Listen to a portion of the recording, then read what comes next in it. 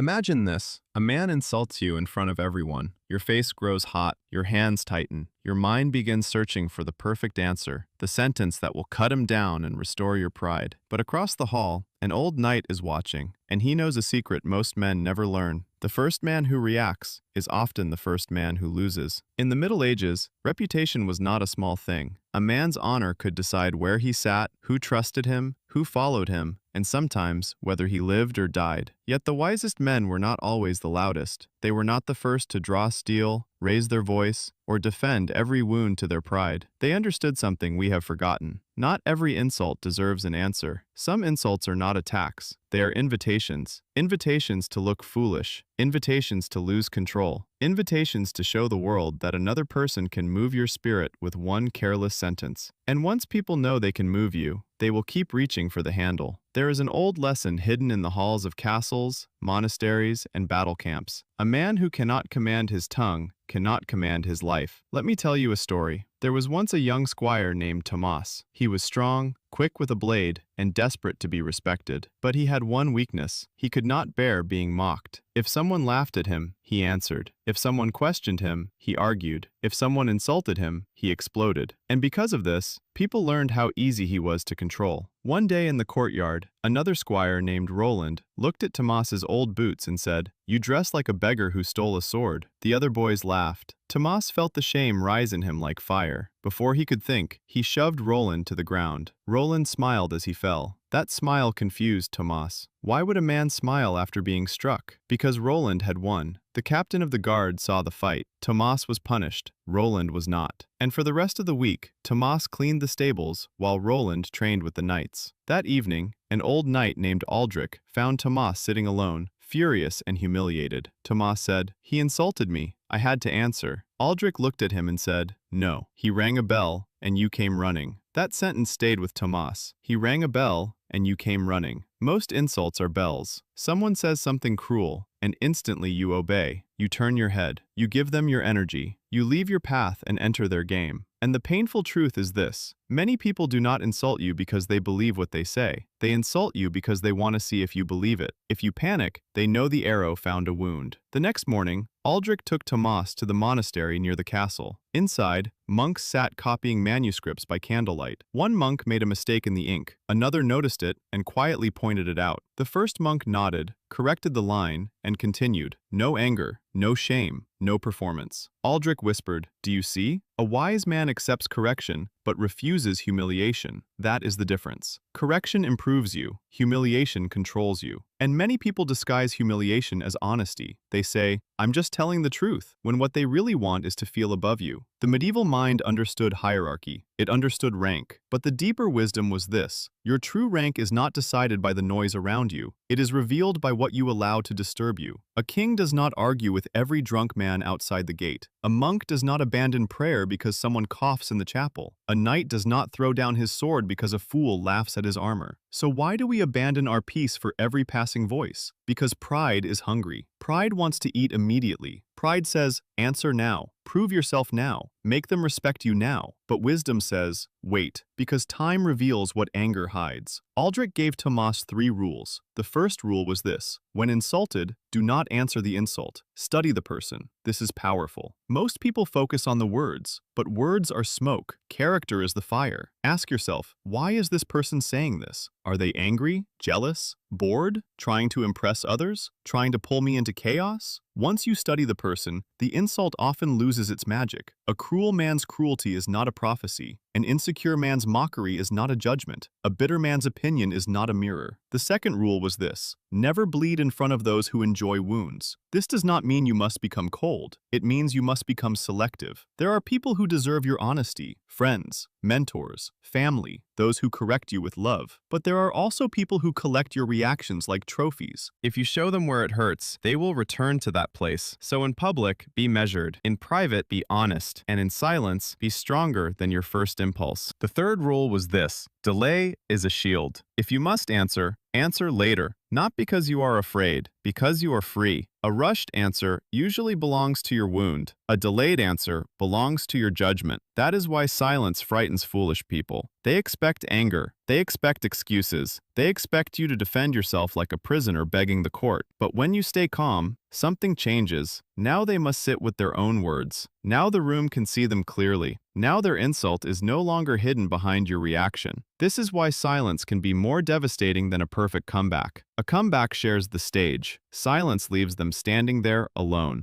Weeks passed and Tomas trained himself. At first, silence felt like losing. When someone mocked him, his whole body wanted to strike back. His mind screamed, "Say something, do something, do not let them think they won." But Aldrich told him, "If your peace depends on what they think, they already own you." That is the hard lesson. Many people say they want respect, but what they really want is control over other people's thoughts. They want everyone to understand them correctly, praise them fairly, judge them gently, speak to them with care. But no man has ever ruled the tongues of others. The only kingdom you are truly given is yourself. Rule that first. Then came the test. During a feast, Roland mocked Tomas again, this time in front of knights, servants, and guests. He said, "Careful giving Tomas wine. He may challenge the cup if it looks at him wrongly." The hall laughed. Tomas felt the old fire rise, but this time, he did not move. He looked at Roland for 1 second, not with fear, not with hatred, just with calm attention. Then he returned to his meal. The laughter faded strangely. Roland tried again. No answer? Has the stable work softened you? Tomas took a sip of water and said quietly, "I heard you the first time." That was all. No rage, no defense, no performance. And in that moment, something shifted. Roland looked smaller, not because Tomas defeated him with words, but because Tomas refused to become the fool Roland needed him to be. This is the secret. Some people can only feel tall if they can make you kneel emotionally. Do not kneel. But be careful. Silence is not always wisdom. Sometimes silence is cowardice wearing a noble cloak. If someone crosses a real boundary, threatens your family, damages your work, or repeatedly disrespects you, silence alone is not enough. The medieval rule was not, say nothing forever. It was, never speak from slavery to emotion. Calm first, then action. A knight who never draws his sword is not peaceful. He may simply be afraid. But a knight who can draw his sword and chooses the right moment is disciplined. So when you are disrespected, ask 3 questions. First, does this require a response, or does my ego simply want one? Second, will my answer improve the situation or feed the fire? Third, what would I do if I had nothing to prove? That third question is a blade. What would I do if I had nothing to prove? Most of our worst reactions come from trying to prove something. Prove we are strong. Prove we are smart. Prove we are not weak. Prove we are not afraid. Prove we are worthy. But the person who is truly worthy does not chase every chance to prove it. Gold does not argue with mud. The sun does not explain itself to a candle. And a steady person does not let a careless tongue become the master of his day. So here is the medieval practice. The next time someone insults you, pause. Let the first wave pass. Do not trust the first sentence your anger gives you. It is usually a servant of pride. Breathe once. Look at them. Then choose one of 3 responses. If the insult is foolish, give silence. If the insult contains truth, take the lesson without taking the poison. And if the insult crosses a boundary, speak plainly, without heat. Do not speak to me like that. No speech, no lecture, no trembling explanation, just a locked gate. Because boundaries do not need drama to be strong. By the end of that year, Tomas became different. Not because people stopped mocking him, but because mockery stopped steering him. And that is real power. Not controlling every voice, not winning every argument, not forcing every person to see your worth. Real power is when someone tries to pull you into chaos and finds no rope in your hands. Remember this, an insult is a coin. If you pick it up, you give it value. If you leave it on the ground, it remains what it was before it reached you, nothing. So let them speak, let them test, let them laugh for a moment if they must. A man who owns himself can afford silence, and in a noisy world, that kind of silence is remembered.